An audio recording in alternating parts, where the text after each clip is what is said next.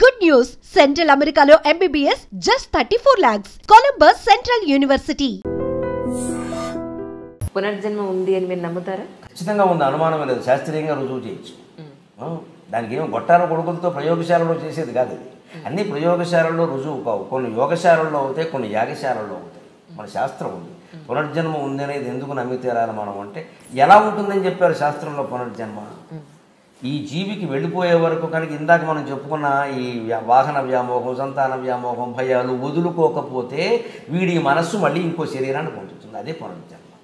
ఆ మనస్సు, ఆ జీవుడు, మనస్సు జీవుడు, సంకల్పం, బుద్ధి, చిత్తం అన్నీ ఒకటే, పేరు మార్పుగా. వీడు మళ్ళీ ఇంకో జన్మ ఎత్తుతాడు. ఎందుకని? ఈ మనస్సులో ఇవన్నీ ఉండవాలి. ఎలా ఎత్తుతాడో తెలుసా?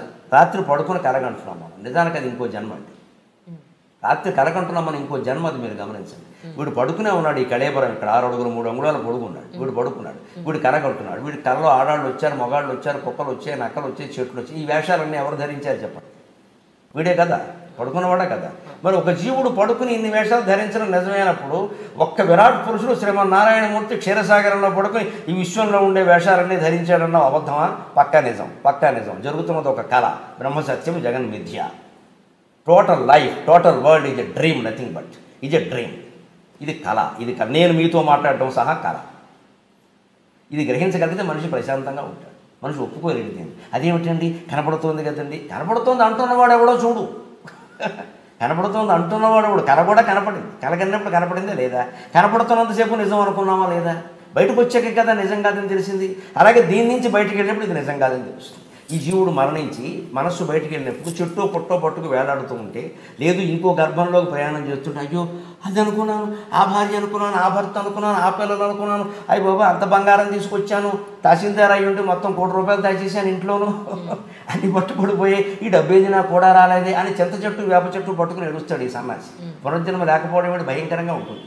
దెయ్యం జన్మ కూడా ఉంటుంది. మనస్సులో ఉండే తలపులు అట్టగట్టేసి మాడుగట్టి ఉంటాయి చూడండి, అవి పునర్జన్మకు కారణం అవుతాయి. వాటిని వాసనలు అని అంటారు. గమనించండి. వంట అర్థమైతే ఇది అర్థం అవుతుంది. వంట చేసినప్పుడు గిన్నెలు ఏదైనా కొయ్యి రొట్టో ఏదో కాల్చేవాడి, గణప రొట్టో ఏదో అడుక్కు బాగా అట్టేసింది అనుకోండి, అట్ట కట్టేసింది.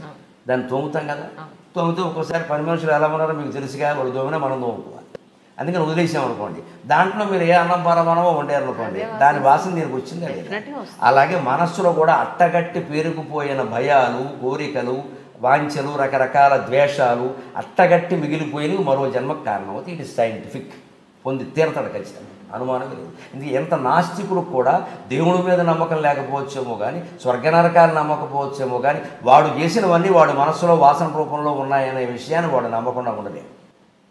వాడికి కొన్ని వాసనలు ఉన్నాయి కదా. ఆస్తికుడైతే ఆయన బంధాలు ఆయనకున్నాయి. నాస్తికుడు దేవుణ్ణి నమ్మడు, భగవంతుడు నమ్మడు, భార్యను నమ్ముతున్నాడు కదా. భార్యతో బంధం, పిల్లలతో బంధం. నాస్తికులు కూడా ఆస్తులు సంపాదించుకుంటున్నారు కదా.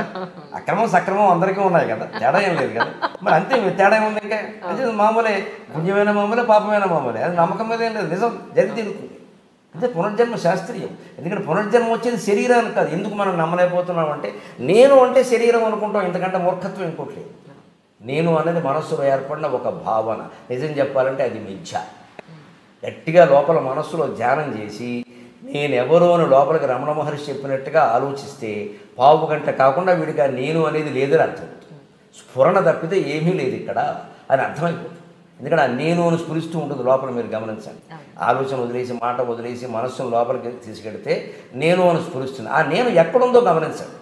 ఎక్కడుందో గమనించి, ఎక్కడ there is no place but నేను ఈజ్ దేర్. ఎక్కడ చోటు లేదు, నేను అని ఉంది. ఏ చోటు లేకుండా నేను ఉందంటే అది ఎలా ఉంటుంది? గాల్లో తిరుగుతుంది అనమాట. ఆ నేనే ఉంటే ఆ నేనే పట్టుకుని కూర్చోవాలి. అదే జపం. అందుకే మహర్షి, రమణ మహర్షి అన్నింటిలోకి గొప్ప మంత్రం ఏదంటే నేనెవరు అనేది గొప్ప మంత్రం అన్నారు. ఆలోచన చేస్తే మనిషికి శరీరం తాను కాదని తెలుస్తుంది. ఆ నేనులోనే దృఢంగా ఉండగలిగిన వాడికి పునర్జన్మ ఉండదు. వాడు జీవితంలోనే అన్నీ వదిలేశాడు. ఇలాగే సంతాన వ్యామోహం, వాహన వ్యామోహం, భయం అన్నీ కూడా వదిలేశాడు. ఈ జీవితంలోనే వదలడం కోసమే మనకు అమర్నాథ్ యాత్రలు, సత్యనారాయణ వ్రతాలు, అక్షతృతి వ్రతాలు ఇవన్నీ పడితే వీటి నుంచి మళ్ళీ డబ్బులు ఆశిస్తున్నాం, పురుళ్ళు ఆశిస్తున్నాం, పుణ్యాలు ఆశిస్తున్నాం అంటే ఏమనుకోవాలి జాతిని? అసలు తెలుసుకోవాల్సిన తత్వం తెలుసుకోకుండా వీటిని పట్టుకు వేలాడుతాం.